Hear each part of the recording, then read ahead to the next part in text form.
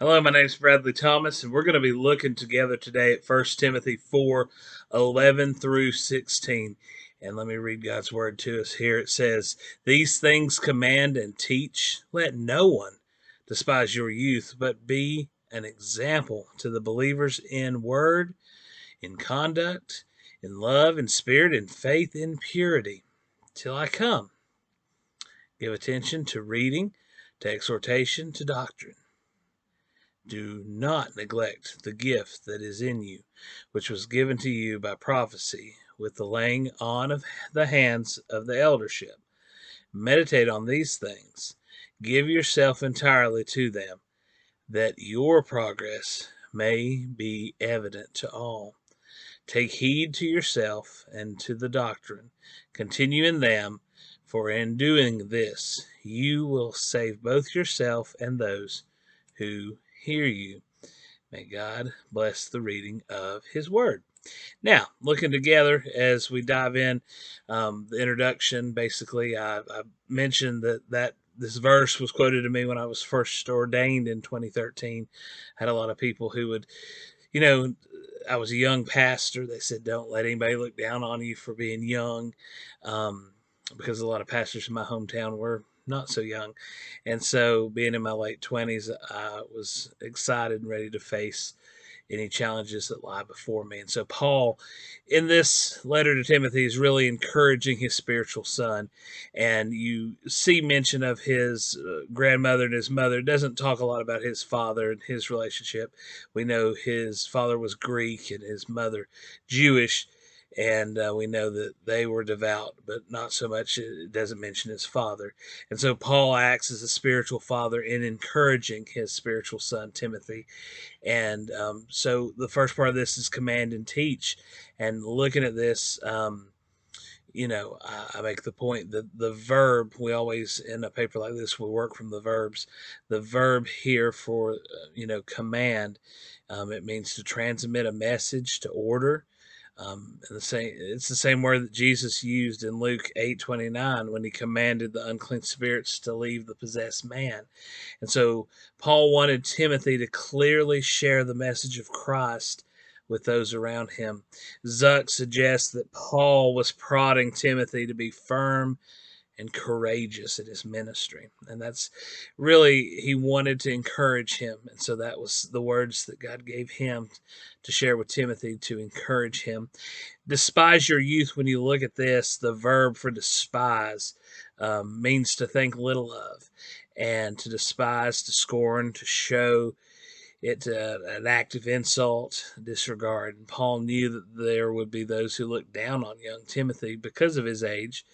After all, Jesus was young when he started his public ministry as well. And so you look, um, Timothy must not be intimidated by this youthfulness or what others might think of it. Instead, he was to demonstrate his maturity by living such a godly life that he would become um, show a pattern to other Christians in every area of his life. Okay. And so Paul is really, once again, just really trying to speak into his life here. Um, you see, the term speech and life are outward, observable public traits. Speech refers to verbal expression, life to his general behavior. And so he's wanting him to be good at these things so that others will see Christ in him. The second group here consisted of love and faith and purity, refers to inner traits, and Paul desired um, love that demonstrated itself for God and for others. And so, till I come refers to Paul. It literally means I come or go. And Paul was planning on a second trip with Timothy. And so he wants him to focus on a few things: reading, exhortation, and doctrine. And so that's kind of the list of things. Here's your homework, if you will, that Paul was trying to. Yet teaching may refer primarily more of the catechetical treatment of the truths and the Christian faith.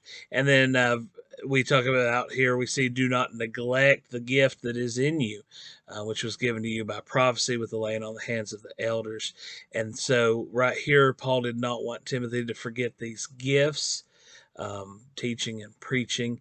And so, we see here what's really neat about this is basically thinking about how the Lord provides gifts for us, that we should use them for His glory. And so we see what happened here. We had basically an ordination service, if you will, where there was laying on hands by the eldership. And so we see throughout the Bible, laying on hands is found in various places throughout the Bible, Acts, Hebrews, just to name a few. The next section, meditate on these things. The word meditate, it's to practice, to exercise myself and study, to ponder. And so, really, Paul's just wanting him to think about these things. Take heed to yourself and to your doctrine and to the doctrine. And so, basically, Paul had intentions to write his son in the faith, Timothy. He wanted to provide special encouragement to him. Timothy was not only encouraged by this letters, but Christians today still find great encouragement in this book. So that's basically the direction I took our paper. And so I'm looking forward to some questions that you might have. And I look forward to reading and watching your videos after I post mine. Thank you so much, and God bless you as we finish up here in this class.